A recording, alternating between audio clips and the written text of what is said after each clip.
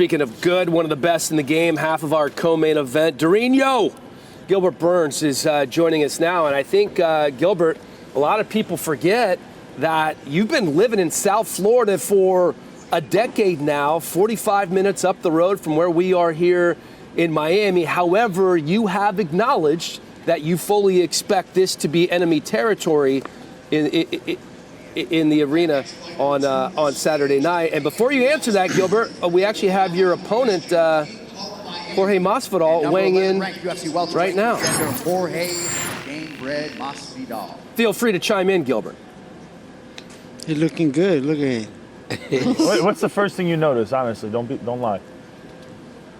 The hair or the chest hair? Chest hair first. Chest hair for sure. Chest hair.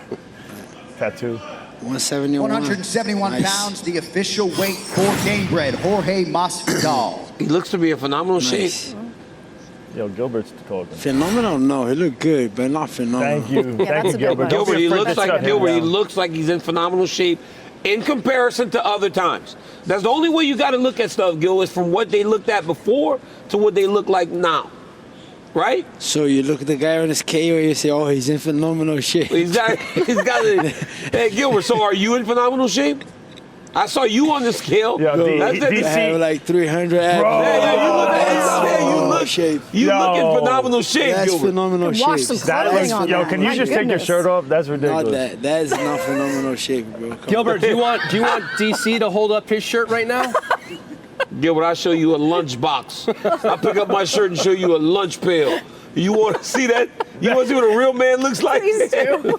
Let's do it. Let's do it. I remember you on the Hall of Fame last year when you opened up. That thing was huge. Let's go. He texted me. He goes, bro, what do you weigh right now? I said, like 250. He goes, no chance. He said 300. I said, come on, Dorino, don't do your boy like that, man. That's Tate's weight cut. That's your division now, Tate division. Yo, Gilbert, you're from Florida, but they're making it like you're fighting in enemy territory. You think as the fight goes on, you're winning the fight, you're dominating the fight. Do you think the crowd is going to start rooting for you over the self-proclaimed, maybe some other people call him the King of Miami? Yeah, 100%. I think I'm ready for war. You know, I know this guy's a dog. I know this guy's going to come, even though I don't think. I disagree with DC. I don't think he's in phenomenal shape, but he's in good shape. He's prepared. He's all right. Yeah. But I think he's a dog. You know, the guy can fight, and so do I. I'm looking forward to put a lot of pressure on this guy. Eventually, break. I do believe, even though he haven't got submitted in a while, he just got a finish from Kamaru. I think he can get a finish on Masvidal, and we'll see. Maybe a new king coming Saturday night. We'll see. I'm getting better on that, taking the crowd on my side, you know. I think it's going to be another night that I'll do that.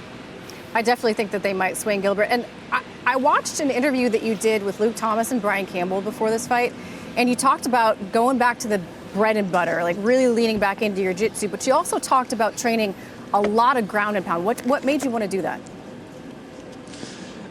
What made me want to do that was the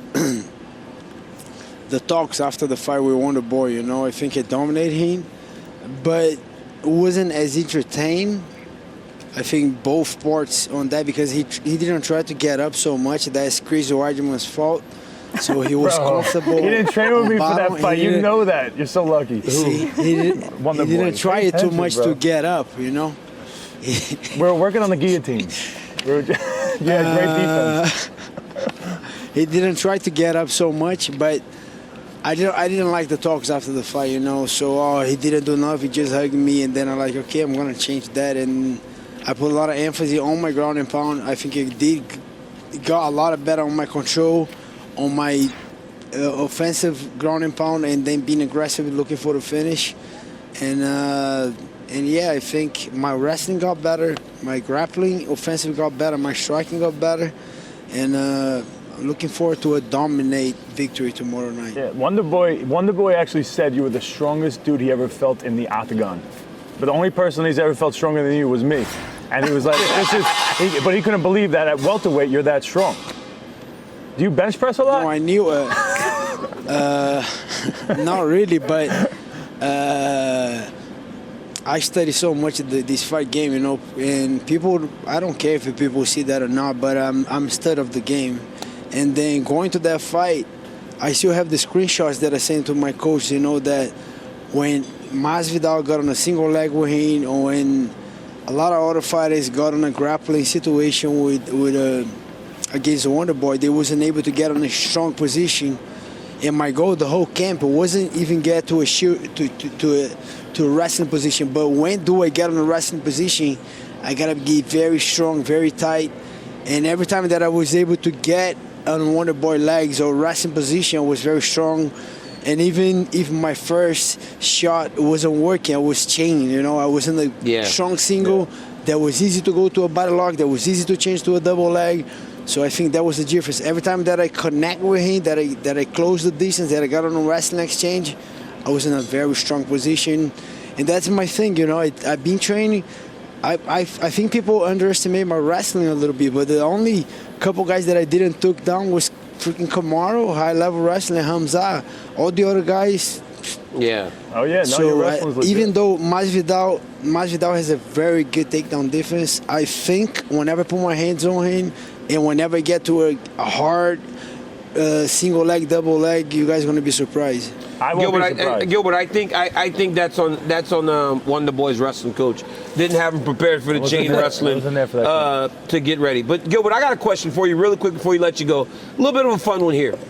Are you in tune with the Miami sports scene at all? Like just in terms of the Dolphins, the Heat, and all that? Yeah. Is Yes, Gamebred a lot. My kids love that. Listen to me. Is Gamebred Masvidal the most famous person in Miami besides Dan Marino? Give him some other options. Dwayne Wade. I don't think so because Dwayne Wade, all these no. guys. Like he's just Udonis Haslem. Udonis Haslem. We got Jimmy Butler, Yes. different level. Tyler Hero, Tyreek Hill. all Udonis these Haslem. guys, Tua. Udonis Haslem. Right? Tua. Born and raised. Yeah, This guy, Tua, Dan Hellie, tried to say. everybody Dan Hellie tried to say Masvidal is the most famous person since Dan Marino in Miami. How's that He's a superstar right here. I agree. He's a superstar here, but I don't think the biggest star right here on the sport. Jimmy Yeah, put Butler, Hellie on different there. level, like all these guys. Your Gilbert, rebuttal, I don't know Mr. how Hellie. much you've hung around DC, but he tends to embellish a few things. I never said the biggest star, but I said he is creeping up on say the biggest. big I time agree. star status I agree. here, and that's why it's such a big fight. That's why so many people are looking forward to seeing you fight. Getaway question for you. You hired Daniel Mendez to not only scout other fighters, but to scout you and to find holes in your game, which I think more guys should do. I think that's just brilliant. What have you learned No. most about yourself, right, by having him? No one should do it. Don't give the idea. That was my idea. Well, it was a great idea. And how much has it helped you? He helped me very much, you know, not even Daniel. Daniel Mendes is a freaking smart guy. And I don't have only Daniel. I have Daniel as a coach, Daniel Evangelista from Brazil, Henry Hoff, a lot of other coaches that I have a good communication that I ask, try to get better on my craft. And I asked him to do a scout on me. And I saw a lot of things that like, wow, my guard I had a very bad defense. Full work wasn't the best. A lot of things, and I work on, you know. It got better. You guys gonna see it, you know. Even on Neil Magny fight, it was the beginning. I didn't get hit once. I can't get hit. I don't want to get hit that much. I know I can't get, but I don't have to. And I'm kind of taking that approach more, you know. I got a lot better on my footwork. I got a lot better on my hand position. Even with my combos, a lot of things. So, yeah, I'm like I said, I'm studying the game. I'm trying to get better every single time. And even one thing that got into me so much when Adesanya was watching my fight against Shimaev, and then he would say, "Oh, I like Gilbert Burns, the guy's tough, but he get hit a lot." And then when I watched that video, I said, "Man, I do get freaking hit a lot." And then I called Daniel, and then like, "Man, I need to get better on this shit. I don't want to be known for that, you know." And then we start putting a lot of work on it. All right, Gilbert Burns, good luck tomorrow night. Looking forward to your fight. By the way, the hair on point at the press conference yesterday, looking good, man. You're looking good. Thank you, guys. Have a good one. Now let me get the heat hydration back, eat good, put a show for you guys tomorrow. Let's Good go. luck, Let's bud. go, buddy. Thank you, Gilbert. Little hydration.